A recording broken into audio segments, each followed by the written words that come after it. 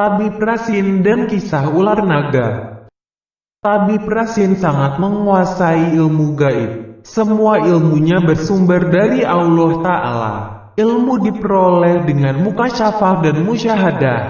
Mukasyafah adalah ilmu menyingkap tabir rahasia ketuhanan. Musyahadah adalah ilmu penyaksian secara lahir batin dalam hal rahasia hakikat ketuhanan. Ilmu muksafah musyahadah dilakukan dengan cara berzikir. Tabib Rasin membaca sholawat Nurizati dalam setiap waktu. Setiap ada kesempatan, ia berzikir hingga semalam suntuk. Ia berzikir terkadang sambil berlagu. Kadang zikirnya lirih, kadang keras, kadang lembut, merdu. Makin malam zikirnya makin cepat hingga merasakan kehadiran Rasulullah. Syahdan. Tabib Rasin pernah berbicara dengan naga. Waktu itu banyu baah, labung, sampai kepala rumah tabib. Bunyi banyu mandasau, gelombang banyu sungai buruk bergelora. Diselingi dengan hujan deras dan petir kilat menyambar-nyambar. Angin ribut, pohon-pohon besar rabah tumbang. Tabib segera berdiri di palatar rumahnya. "Hai, naga putih, Batimbul Andika. Aku hendak tahu asal-muasal Andika. Kenapa muncul di sungai buruk?" Tabib Rasin Mahiau Naga Putih. Tabib sangat tahu meluapnya sungai Batang Banyu lantaran Naga Putih hendak turun ke laut. Aku memang Naga Putih, wahai tabib. Hakunlah pian mendengar kisah ulun," kata Naga Putih sambil babaling kuat. Nampak balungan naga dan mahkota intan menyembul di kepalanya. Taringnya yang panjang dan bulu kumisnya yang panjang sangat menyeramkan namun sangat gagah. Matanya tajam tak sedikit pun berkedip. Naga Putih sangat hormat dengan tabib. Karena tabib sangat mengerti tentang ilmu gaib. Tabib sangat bijaksana. Tabib tidak pernah menghina naga. Tabib tidak pernah merasa jijik dengan ular naga. "Tabib, inilah kisahku. Hanya Andika yang mungkin percaya dengan nasib badanku. Namun takdir yang maha kuasa tak bisa ditolak. Dengar, wahai tabib yang arif bijaksana. Dahulu kala ada sebuah rumah yang letaknya di tepi sungai Batang Banyu. Rumah itu dihuni oleh dua orang saudara yang kakak seorang perempuan bernama Bidara, sementara yang adik seorang laki-laki bernama Kramklang. Dua bersaudara ini telah lama menjadi yatim piatu. Mereka berdua mencukupi keperluan hidupnya dengan menangguk atau mencari ikan di sungai dengan menggunakan tangguk, yakni sejenis alat terbuat dari bambu. Suatu hari, kedua saudara Badang Sana pergi menangguk ikan di tepian sungai Batang Banyu, yang waktu itu sangat banyak ikan dan udang. Di rerumputan yang tumbuh subur di tepian sungai. "Panjang kisahku, wahai tabib," kata Naga Putih itu sambil mengibas-ngibas ekornya yang panjang. "Hujan masih turun dengan derasnya. Teruskan ceritamu, wahai makhluk Allah. Aku selalu mendengarkan," kata tabib. Naga Putih meneruskan kisahnya. Pada hari itu, entah kenapa dua Badang Sanak itu tidak memperoleh seekor pun ikan dan udang. Justru mereka menemukan sebiji telur besar, sebesar buah kelapa. Berkali-kali telur itu dibuang.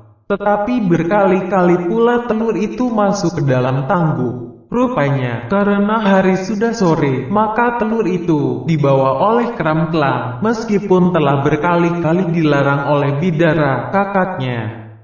Karena perut lapar, maka Bidara, sebagai kakak, kemudian berikhtiar mencari ubi atau bumbili untuk makan malam mereka berdua. Kramklang yang sendirian di rumah tidak dapat lagi menahan rasa laparnya, kemudian memakan isi telur yang didapatnya di sungai. Naga Putih menahan nafasnya yang menggemuruh. Air mata Naga Putih mulai bercucuran. Kemudian Naga Putih melanjutkan kisahnya. Hampir maghrib, barulah Bidara pulang ke rumahnya dari hutan, sambil membawa ubi jalar gumbili lancar. Ketika sampai di rumah didapatinya Adiknya telah tertidur seperti kekenyangan. Bidara membangunkan adiknya yang tertidur lelap sambil menanyakan tentang telur yang tinggal kulitnya. Alangkah terkejutnya Bidara setelah mengetahui bahwa adiknya kekenyangan dan menyantap telur besar. Perasaan Bidara mulai merasakan adanya firasat yang bakal terjadi dengan adiknya. Memang, Kram-Klang menjelang malam mulai menunjukkan perubahan. Tubuhnya terkadang panas, terkadang dingin, seperti terkena demam. Kian hari, badan Kram-Klang makin tumbuh sisik. Kesenangannya mandi di sungai Batang Banyu. Minggu berganti bulan. Tubuh Kram-Klang memanjang dan membesar. Tangan dan kakinya tidak seperti kaki manusia, begitu pula badannya. Kram-Klang menangis meratapi nasib diri, dan memohon kepada kakaknya Bidara agar tidak meninggalkannya di sungai sendirian. Sisik-sisik Kram-Klang berbentuk putih, bahkan sekujur tubuhnya yang telah membentuk seekor naga juga berwarna putih kemilau. Bulan berganti tahun, Kram-Klang telah sempurna berwujud naga putih. Panjang badannya melebihi lebar sungai Batang Banyu. Bidara sebagai kakak, dengan hati sabar dan tabah merawat dan menemani adiknya sepanjang hari dan malam di tepi sungai. Kram-Klang akhirnya meminta kakaknya, jika kemanapun dia pergi, akan selalu menemaninya. Bidara ikhlas dan menerima takdir Tuhan. Kemudian sampailah masanya, naga putih mengeluarkan semangat balimbur, dan akibatnya, hujan, petir serta angin ribut melanda kampung-kampung di tepian Batang Banyu. Banyu Batang Banyu kemudian Baalabung, Kampung Lumangkan, Kampung Subarang, Sungai Liang Tukung Bincau sampai ke Muhara Banjar waktu itu kala. Naga putih berbaling kuat dan memunculkan lekuk badannya yang besar sebesar pohon dua paragap orang tua. Tabib Rasin tafakur dan terdiam mendengarkan kisah naga putih. Lanjutkan kisah Handika, ujar Tabib Rasin, sambil memandang tulus kepada sang naga putih. Makin terharu naga putih itu. Matanya terus mengeluarkan banyu mata. Inilah wahai tabib, sambil naga putih melanjutkan kisahnya, Kram-Klang meminta kakaknya Bidara untuk naik ke punggung Balukuk untuk melakukan perjalanan ke laut yang luas dan dalam. Bidara naik ke punggung adik sematawayangnya. Naga putih pun berlabuh menyisir sungai Batang Banyu yang sedang baalabung. Ombak sungai mendebur dan membuncah penuh gelora, pertanda sang naga putih tengah lewat. Di sepanjang muara sungai menuju laut seperti di Lok Baintan, Pangambangan Banua Anyar hingga Muara Kuin, Bidara selalu menyapa nelayan paiwakan, pedagang dan penambang perahu untuk bertanya, di mana laut yang luas dan dalam? Ia selalu mendapat jawaban, jauh lagi. Berminggu-minggu menuju laut luas dan dalam. Akhirnya Kram-Klang dan Bidara sampai di sebuah laut samudra luas membentang, seakan tidak bertepi. Kram-Klang menuju lautan luas dan dalam untuk melakukan pertempuran dengan naga hitam. Di lautan itu, sudah menunggu naga hitam dengan congkaknya. Kram-Klang kemudian membawa kakaknya Bidara ke tepi laut dan menempatkannya di pohon kayu besar lagi tinggi. Kram-Klang berpesan bahwa nasib dirinya sebagai ketentuan Tuhan harus bertarung dengan naga hitam. Jika kakaknya melihat air laut menjadi putih, itu artinya darahnya yang menyembur tercampur air. Sementara apabila air laut menjadi merah, maka darah musuhnya yang menyembur dan bercampur dengan air laut. Bidara menyadari takdir diri pada adiknya. Terbayang wajah ayah ibunya yang telah lebih dahulu meninggalkannya. Maka apakah dirinya akan sebatang kara di dunia ini, jika adiknya harus kalah dengan naga hitam? Bidara berdoa kepada Yang Maha Kuasa Allah yang menjadi sebuah awal kehidupan, agar adiknya diberi tuah, sehingga dapat bertahan dari sergapan naga hitam yang ganas lagi sakti. Kembali naga putih menghentikan kisahnya. Banyu matanya makin bercucuran, kilat dan petir menyambar makin menjadi-jadi. Semua orang sembunyi di rumah masing-masing. Tabib Rasin terus mendengarkan kisah naga putih yang selalu santun dan hormat padanya. Sementara sang naga merasa dihormati pula. Karena nasib dirinya dan kisahnya didengarkan seorang manusia yang berbudi luhur. Aku teruskan kisahku wahai tabib nang bijak. Andika tidak jijik dan tidak takut berhadapan denganku, kata naga putih. Silahkan Andika lanjutkan kisah ini wahai makhluk Allah yang ikhlas menerima takdir, kata tabib dengan penuh haru. Naga putih kemudian meneruskan kisahnya. Seiring dengan doa bidara, di tengah laut terjadi pertempuran hebat. Terkadang menyembur di permukaan air darah merah darah habang. Hati bidara menjadi senang, namun terkadang menyembur darah putih. Hati bidara terasa pedih, air mata mengalir di pipinya. Gumam, mamang, dan doa dari mulut bidara kian menjadi lautan bergelora. Badai dahsyat disertai guntur kilat sambung bersambung. Naga hitam terbang dan mengawang di atas laut, sementara naga putih menyusul dengan kecepatan kilat. Naga hitam menyemburkan api dari mulutnya. Naga putih menyemburkan air. Karena angkuhnya, naga hitam terus menyemburkan api murka dari mulutnya. Tanpa terasa kumala intannya jatuh dan dapat diterkam naga putih. Kekuatan naga putih kemudian kian dahsyat ketika kumala intan telah didapatkannya. Akhirnya naga hitam jatuh terkulai kehabisan tenaga dengan mengeluarkan darah merah dan cairan hitam di tubuhnya. Naga hitam gugur dan mati di daratan Cina lantaran kehabisan darah. Akibatnya, warna air laut menjadi merah, dan sebagian lagi menjadi laut hitam. Konon, itulah asalnya laut merah dan laut hitam. Naga putih menjadi pemenang. Ia kemudian menemui kakaknya Bidara yang kehimungan berhindik-hindik di atas pohon kayu. Kramklang yang telah dewasa dan mengerti arti kehidupan harus tinggal di lautan karena panjang badan dan tubuhnya yang tidak mampu ditampung sungai batang banyu. Kramklang kemudian membuat liang atau terowongan dalam bumi. Liang itu merupakan sarang naga putih yang buntutnya di hulu Barito, sedangkan kepalanya di muara sungai Barito. Lain halnya dengan Bidara, kemudian menikah dengan seorang ksatria, dan tinggal di kawasan tepian batang banyu. Konon, jika Bidara rindu pada Kramklang, maka ia memanggil adiknya, dan sungai akan berlabung. Demikian naga putih menutup kisahnya. Jadi Andika bernama Kramklang. Andika adalah naga putih seperti yang Andika kisahkan kepadaku, kata tabib Rasin menyimpulkan. Bujur benar wahai tabib mulia, akulah Kramklang. Aku harus menerima takdir. Nang kawa bapanderwan aku hanya kakakku Bidara nang dahulunya badiam di Lumangkan.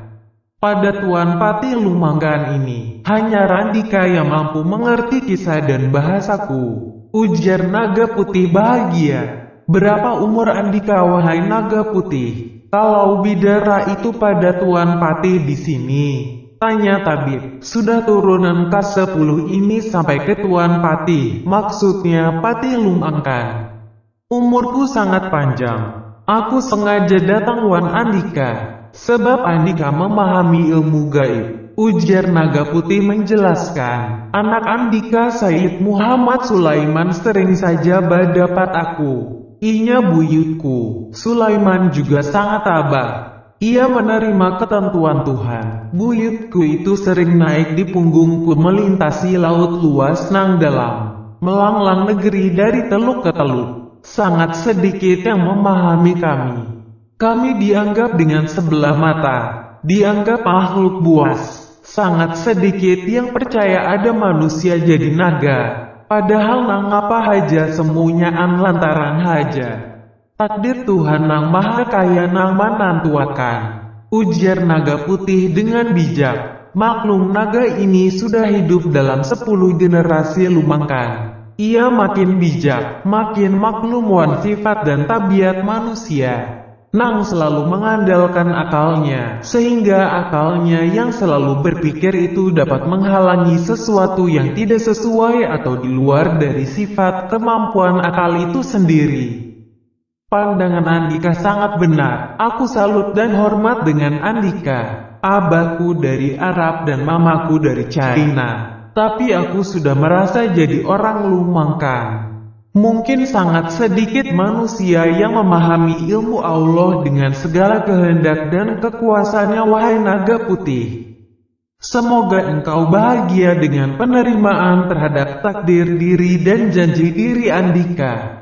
Ujar tabib dengan suara serak terisak. Naga berkata, wahai tabib yang berilmu sangat dalam, ketahuilah, kehidupanku di dalam Banyu Danum nang dingin dan dalam selalu diawasi dan dikuasai Nabi Haidir. Nabi itulah yang memintaku menemuimu. Ujar naga dengan penuh haru. Oh, begitukah? Haidir adalah pembimbing ilmu gaibku. Beliau juga sahabatku, sahut tabib dengan nada pasti. Banyak ahli ilmu, tapi tidak menjangkau ilmu Haidir. Kadang mengecilkan arti ilmu. Ahli ilmu nang paling dalam ilmunya pasti tidak sombong dengan ilmunya. Apalagi nang kaya diriku, wahai tabib, makhluk yang talanjur dikadarkan menjadi naga. Bisakah wahai tabib ulun sewaktu-waktu menjadi manusia kembali? Setahun barang atau sejam saja menjadi manusia, bahkan kalau perlu sedetik saja. Ujar naga putih meminta petunjuk kepada tabib. Naga, apa nang kadakawa dilakukan oleh Tuhan? Bagi Tuhan serba mungkin. Bermohonlah kepada Tuhan. Niscaya Tuhan akan mengabulkan permintaan engkau. Nasihat tabib dengan sepenuh hati. Tergetar juga batinnya begitu mendengar naga putih keram-kelang ingin menjadi manusia barang sebentar.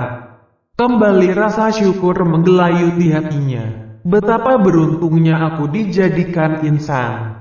Pikir tabib dengan penuh syukur. Bujur benar wahai tabib, selama 10 generasi aku belum pernah tafakur samadi. Memohon kepada Tuhan yang Maha Kuasa agar aku diberi kesempatan menjadi manusia. Karena hanya dengan menjadi manusia aku dapat melihat kesempurnaan nikmat Tuhan. Ujar naga putih. Baik wahai naga, Andika termasuk makhluk Tuhan yang juga beruntung. Karena menikmati kebesaran Tuhan dengan segala kuasanya. Aku hamba Allah, ikut mendoakan ikhtiar Andika, kata tabib sambil mengangkat kedua tangannya berdoa. Aku mohon pamit wahai tabib. Terima kasih atas doa dan pengertianmu. Sungguh Andika manusia yang memiliki persangka baik kepada sesama makhluk Tuhan. Aku pamit, kata naga putih sambil membenamkan kepalanya ke banyu dan masuk ke aliran sungai buruk. Kemudian masuk ke dalam liangnya. Selamat jalan wahai naga. Terima kasih kembali, sahut tabib. Nampak Banyu Manggara buat bergelobang. Naga putih lenyap dalam banyu.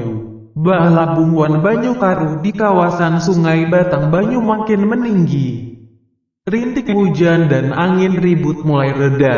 Malam kembali datang nang kaya biasanya. Banyu Ba Labung Riam Kiwa mendasau di bawah rumah penduduk Lumangkan. Diterangi culuk nampak Iwa Junu, Saluang dan Puyau Manau memudiki arus banyu. Sesekali terlihat ular tadung merayap mencari tempat berlindung. Biawak bakunyung ke padang hutan Linjuang.